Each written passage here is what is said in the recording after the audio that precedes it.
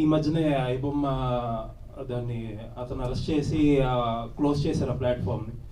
But ఇప్పుడు కూడా జనాల్లో ఎప్పుడు ఒక పెద్ద సినిమా రిలీజ్ అవుతుందా, సినిమాకి సంబంధించిన రేట్లు ఏదైనా కొంచెం పెంచినా బ్యాక్ అదే డిస్కషన్ వస్తుంది. పైరసీని జస్టిఫై చేస్తా ఆడియన్స్ కూడా కొంచెం మంది దాని గురించి ఇంకా సపోర్ట్గా మాట్లాడుతున్నారు.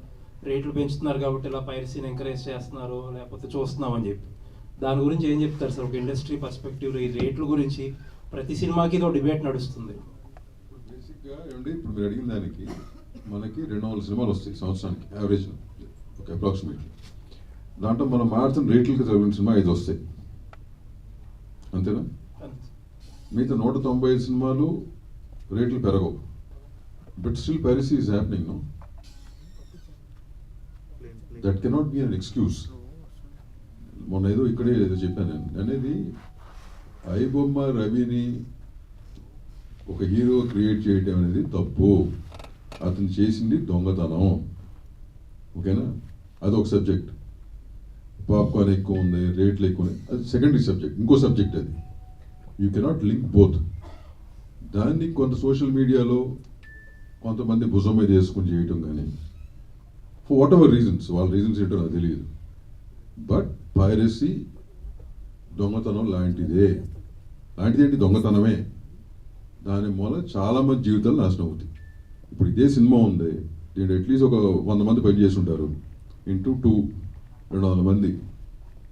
వీళ్ళు ఫస్ట్ డే ఈవినింగ్ కల్లా పైరసీ పెడితే వచ్చే జనం కూడా థియేటర్ రావట్లేదు కదా, అది మీకు తెలుసుగా, చూస్తున్నారు కదా, ఓకేనా? సో దాని మూలంగా ఏమవుతుంది? ఇంకోటి, people feel it's right to watch. Maybe today they're able to watch, tomorrow the rules, ఇప్పుడు లా అని మారుతుంది. దొంగతనం చేయటం ఎంత తప్పో, దొంగ సామాను కొనటం కూడా తప్పే కదా, మన దగ్గర లా ఉంది కదా. So slowly things are changing. ఇప్పుడు ఇండస్ట్రీని 100% ఫిల్మ్స్ మేము కాపాడుకోవాలి. ఇప్పుడున్న position we have to save ourselves. Piracy department అనేది 20 ఏళ్ళ నుంచి చేస్తున్నాం. ఐబొమ్మ రవి అనేది ఒక ఆపరేషన్లో దొరికాడు.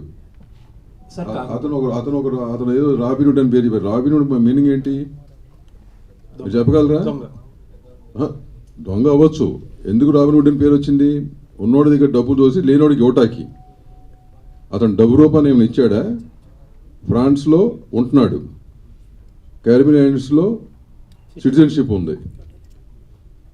And the kind of I can't relieve case subjects matter అవుతుంది కాబట్టి, ఓకేనా? So many assets, so much of stuff is there.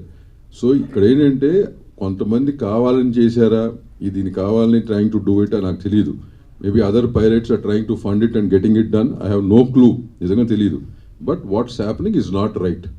Sir కాకపోతే ఇప్పుడు రేట్లు పెంచడం అనేది ప్రతిసారి అదే డిబేట్ జరుగుతుంది. చాలా సినిమాలకి పెంచి సఫర్ అవుతున్న సినిమాలు కూడా ఉన్నాయి. వర్కౌట్ అవుతుంది. అది యాక్చువల్గా చాలా మంది ఎంకరేజ్ చేయట్లేదండి. Including from chamber also, none of us are trying to కావాలని పెంచమని ఎంకరేజ్ చేయట్లేదు. That's a different fight which is going on. ఇప్పుడు ఎందుకు పెంచుతున్నారు అంటే కనుక, ఇప్పుడు అదొక పెద్ద డిబేటు, ఓకేనా? అది అన్ని సినిమాలకి పెంచట్లేదని ఇందాకే చెప్పాను నేను.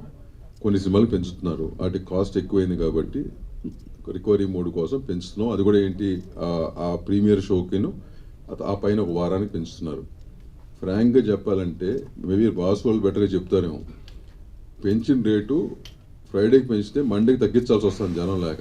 ఆ సినిమాలకు కూడా అది ఎంతమంది ఏం అసలు అది దట్స్ ట్రూ. సో మనం ఏంటంటే 10 రోజులు పెంచేసాం, యాక్చువల్గా మండేకి తగ్గించాల్సి వస్తుంది. By themselves they doing it voluntarily. చాలా సినిమాలు దాఖలాలు ఉన్నాయి ఈ మధ్యకాలంలో ఆ సినిమాలకి.